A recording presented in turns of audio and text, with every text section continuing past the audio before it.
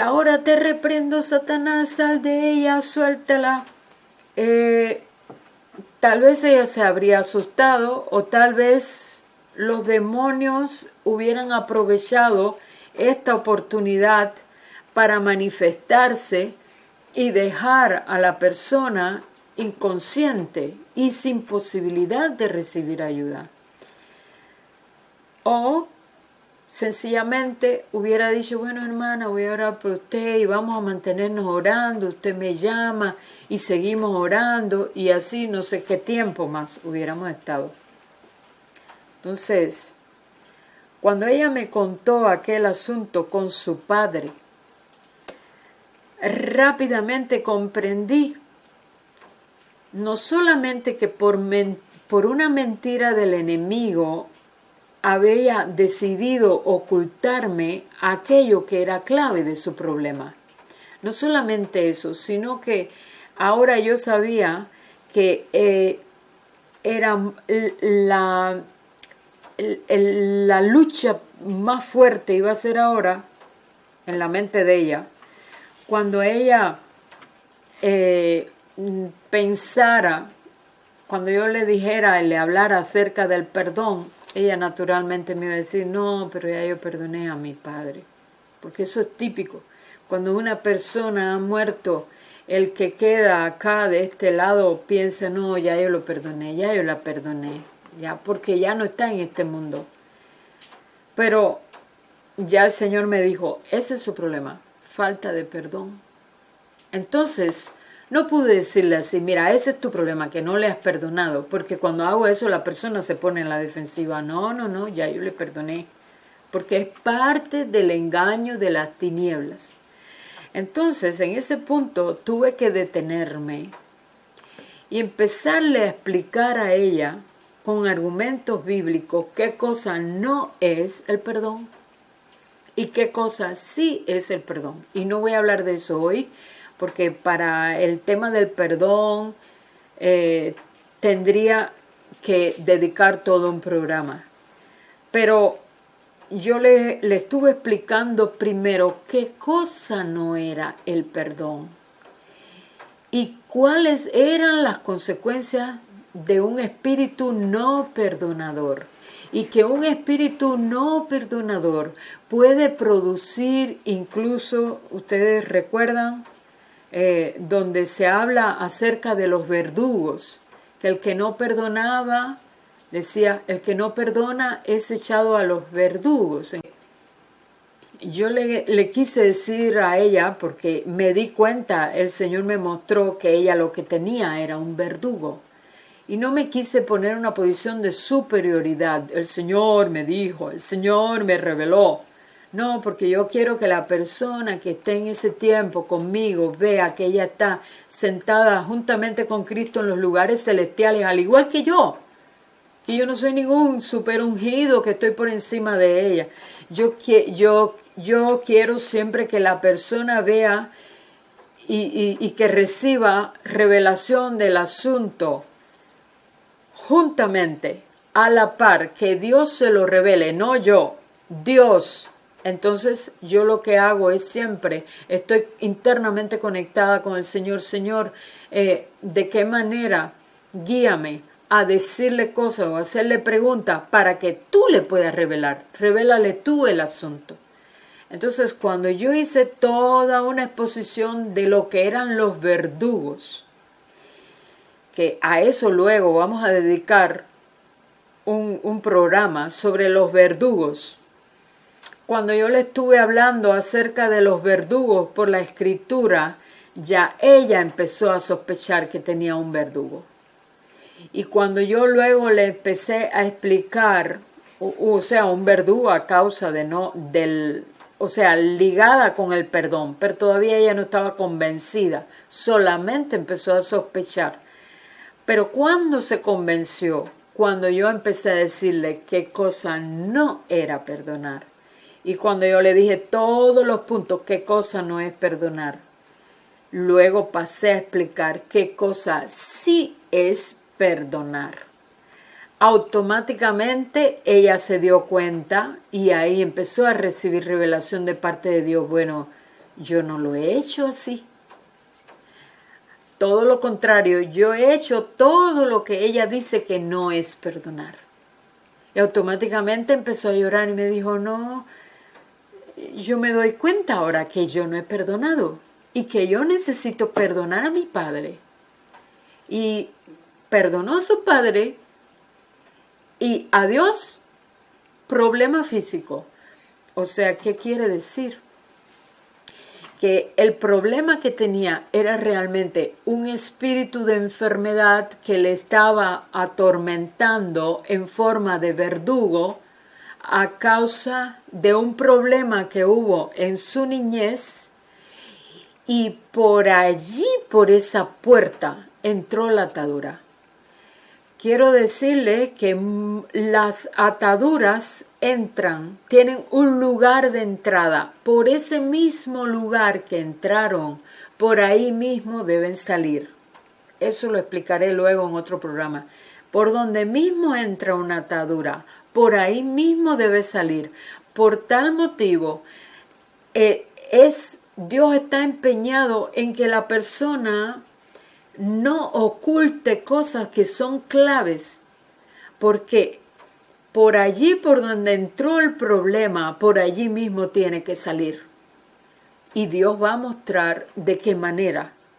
Entonces, como pueden ver, es un trabajo de mucha dependencia del Señor, porque no se trata de aquí de que, a ver, vamos a hacernos un libro, una guía. ¿Qué significa si una persona vomita flema? Significa espíritu no perdonador. ¿Qué significa si una persona se atraganta con la comida? Ah, significa pornografía. ¿Qué significa si una persona tiene esto y esto? No, no es así. En cada sesión de consejería, usted se puede encontrar las cosas más variadas y de entrada, desde que usted se siente allí con la persona, usted mismo no sabe cuál es su problema, pero Dios sí lo sabe. Y usted puede, cada vez que usted vaya a una sesión de consejería, usted puede decir, y esta es la humildad, y esta es la confianza en Dios y en la posición en la que usted está en Cristo. No hay nada que Dios y yo no podamos resolver hoy juntos. Porque si no es así, usted va a ir... yo no sé cuál es el problema interno de cada persona, pero Dios sí. Y voy con esa confianza, voy confiando en la fidelidad de Dios. Dios, tú que eres soberano, tú que conoces la verdad, guíanos a toda verdad. Muestra cómo entró el problema de esta persona. Y Dios lo va a hacer, porque Él es fiel. Y además porque esa es su voluntad.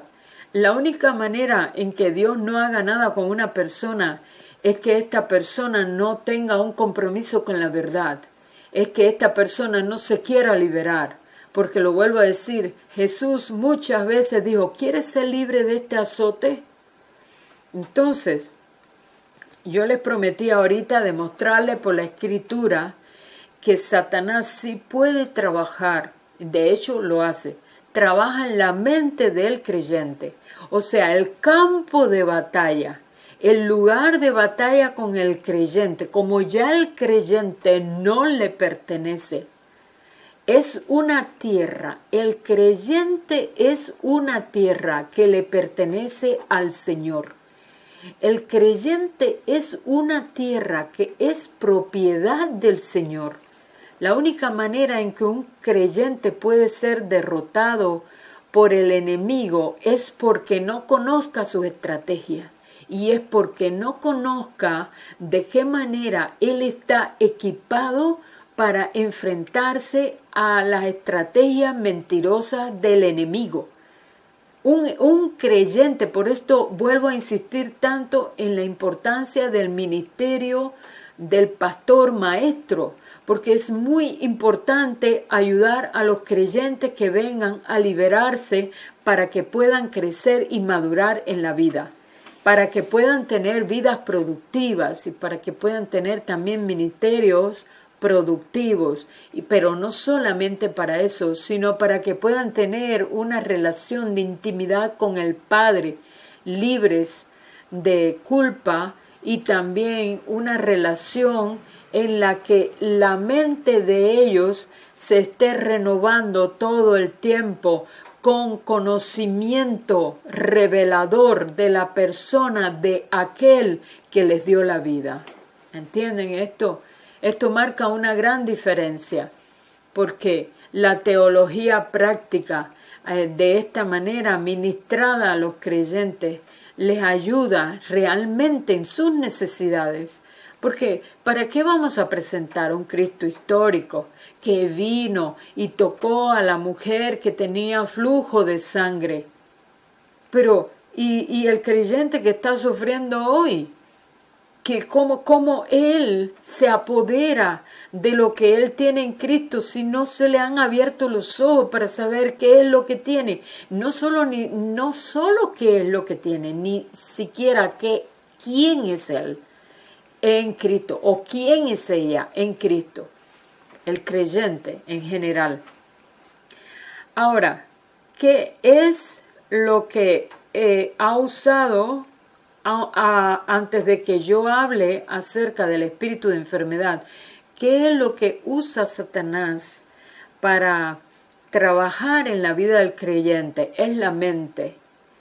Es la mente, pero no viene así con una voz audible, aunque ya cuando hay un nivel de engaño severo, pues él ya puede empezar incluso a hablar en forma audible.